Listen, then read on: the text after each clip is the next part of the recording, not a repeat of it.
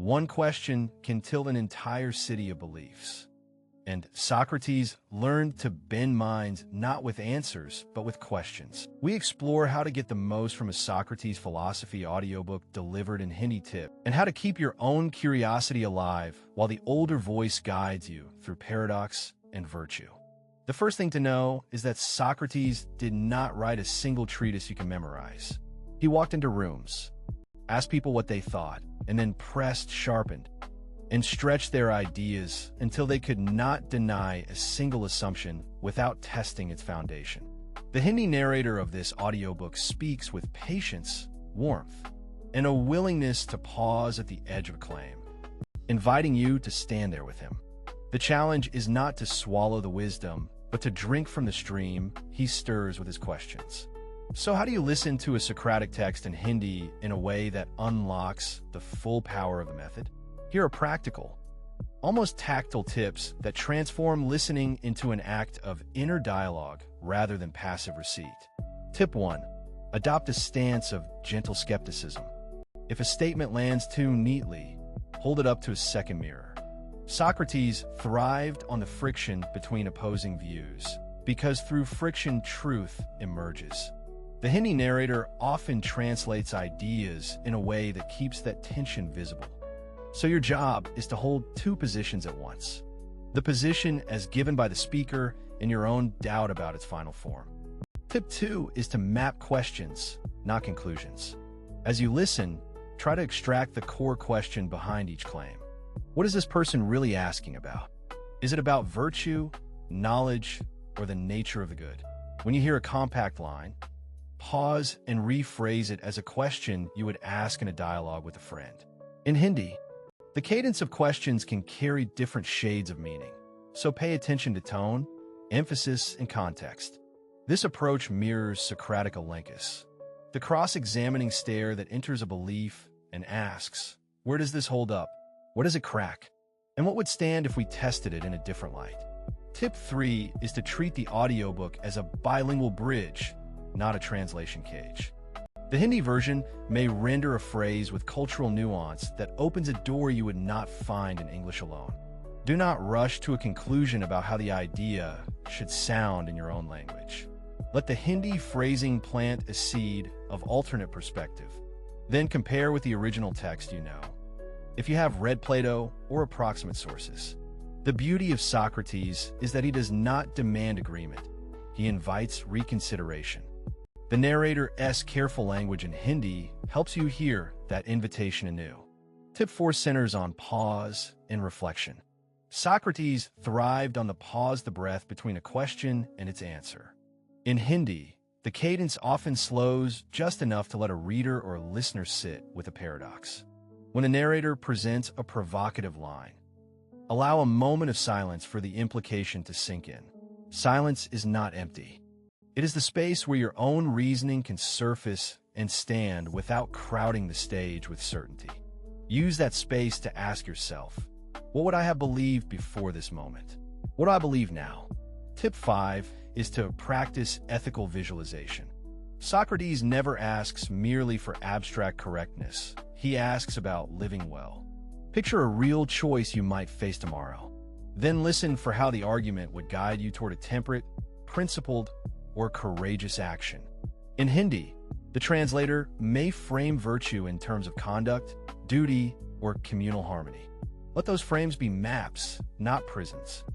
The author's aim is to help you see the terrain of virtue clearly, so you can choose the path that aligns with character you want to cultivate.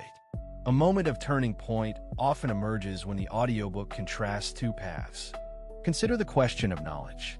Is knowing something a firm possession or an ongoing practice of inquiry? The narrator in Hindi makes this tension tangible, helping you sense the difference between confident declaration and disciplined questioning. The twist is not that knowledge arrives as a verdict, but that the practice of questioning itself becomes a form of wisdom. And wisdom, as Socrates would remind you, is never complete. It glows brighter as you admit how little you truly know. Now, imagine you are in a dialogue rather than a lecture.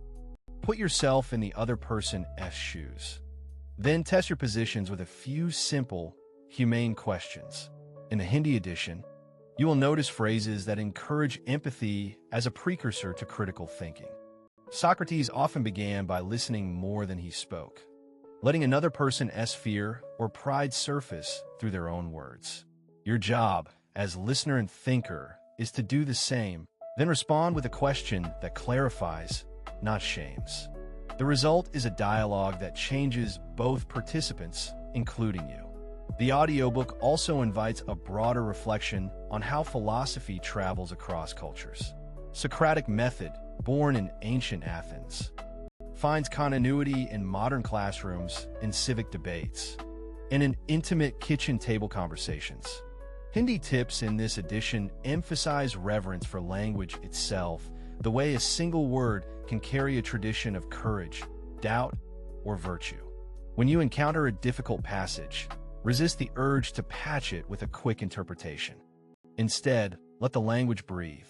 Listen for how a sentence sounds when held up to scrutiny, and how its cadence may gently alter your own approach to truth. There's a crucial paradox that surfaces repeatedly. The more you know, the more you realize you don't. This is not a discouraging emptiness, but a generous invitation.